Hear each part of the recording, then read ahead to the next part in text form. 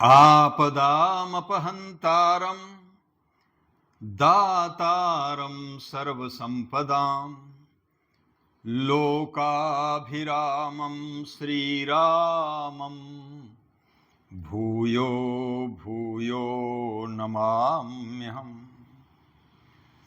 श्री राम संपूर्ण आपदाओं को दूर करने वाले, दैहिक दैविक भौतिक ताप का शमन करने, सभी प्रकार की संपदा को देने वाले हैं, जो संपूर्ण लोकों में अभिराम हैं।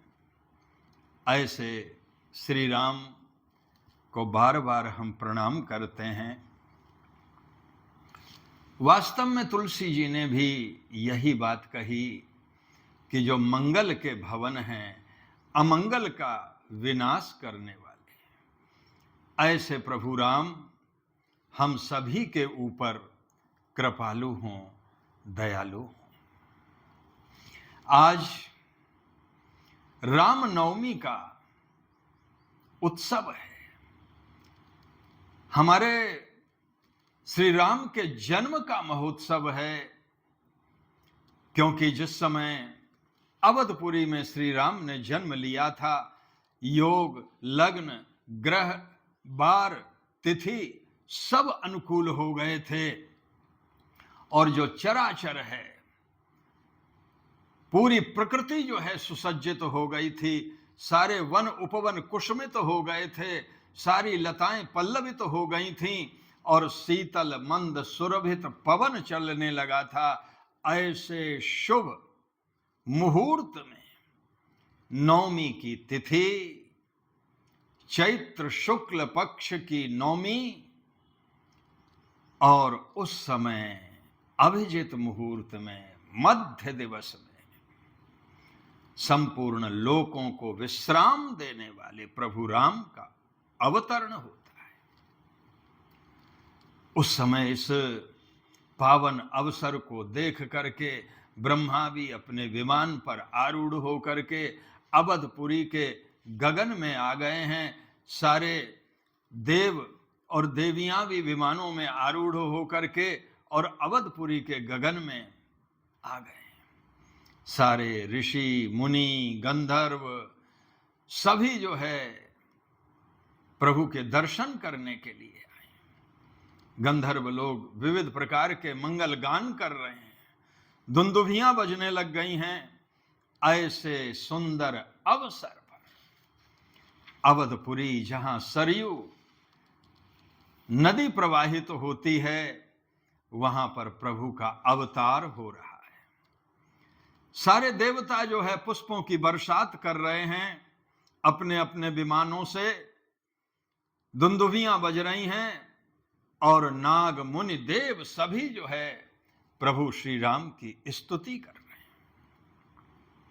स्तुति करके सारे देवता तो अपने अपने लोक के लिए चले गए हैं और इधर अवधपुरी में माता कौशल्या आनंद विभोर है। परंतु अभी जिन प्रभु के दर्शन कर रही हैं, वो चतुर्भुज रूप हैं, बनमाला धारण किए हुए हैं, बड़े बड़े कमल जैसे उनके नेत्र हैं और शोभा के जो समुद्र हैं। ऐसे श्री राम प्रकट हुए। परंतु ऐसे श्री राम जब प्रकट हुए तो फिर वात्सल्य कहाँ ठहरेगा। इसलिए प्रभु श्री राम ने अपनी मुस्कान से मैया को देखा और जैसे ही कौशल्या अम्बा को प्रभु राम देखते हैं, वैसे ही उनके मन में परिवर्तन होता है, बुद्धि में परिवर्तन होता है। माता पुनि बोली, सो मत डोली, तजहु तात यह रूपा।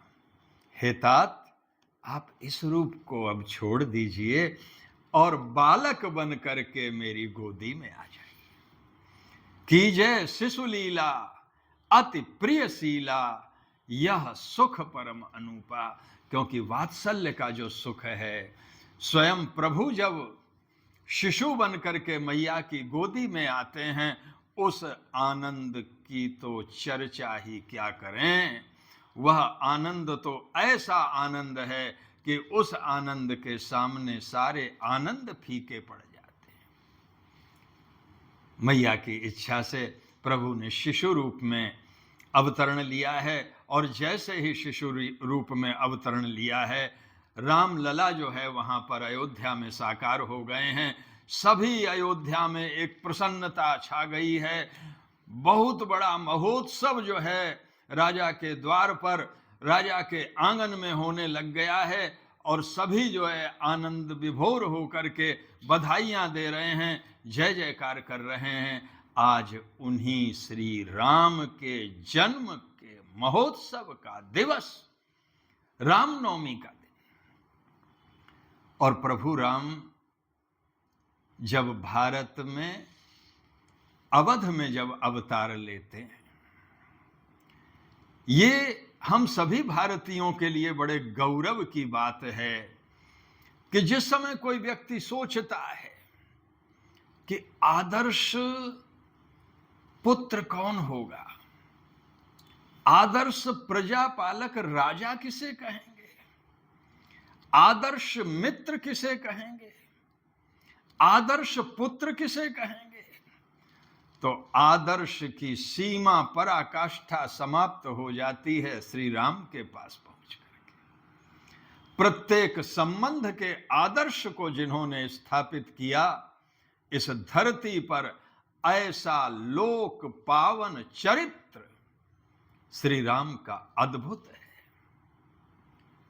चाहे नीति की दृष्टि से देखें, चाहे जीवन के मूल्यों की स्थापना की दृष्टि से देखें, और तो और जो राम राज्य की कल्पना करते हैं, तो राष्ट्र नीति और राजनीति की दृष्टि से भी देखें, तो राम का जो चरित्र है, अगर उसको हम सामने रख करके देखेंगे, तो राष्ट्र नीति और राजनीति अपनी पराकाष्ठा पर पहुंच जाएगी। प्लेटो और अरस्तु जैसे जो यूनानी दार्शनिक हैं, उन्होंने भी राजनीति में एक राजा के लिए, एक राज्य के अधिनायक के लिए एक दार्शनिकता की उच्च सीमा पर जब वो पहुंच जाता है, उसी को नायक माना जाता है। प्रभु राम का अवतरण और उनका पूरा जीवन चरित्र ऐसा एक आदर्श है जिस पर यदि राष्ट्र चले, समाज चले, व्यक्ति चले, तो निश्चित समझिए जीवन सुख और आनंद के सिंधु में विभोर हो जाएगा। आज रामनवमी के दिन मैं यह जो दिशा प्रकाश चैनल है, इसके माध्यम से श्री राम जन्म की संक्षिप्त बातें आप लोगों से कर रहा हूं। चैनल को आप लोग सब्सक्राइब करें, और बहुत ही महत्वपूर्ण गीता दर्शन, गीता का मनोविज्ञान, श्री रामचरितमानस के महत्वपूर्ण स्थलों की जो व्याख्या है, और भी बहुत कुछ ऐसा जो हमारे जीवन मूल्य और जीवन को संवारने के लिए उपयोगी है, उस पर मैं चर्चा बराबर करता रहूंगा। सभी के लिए मंगल कामनाएं। धन्यवाद।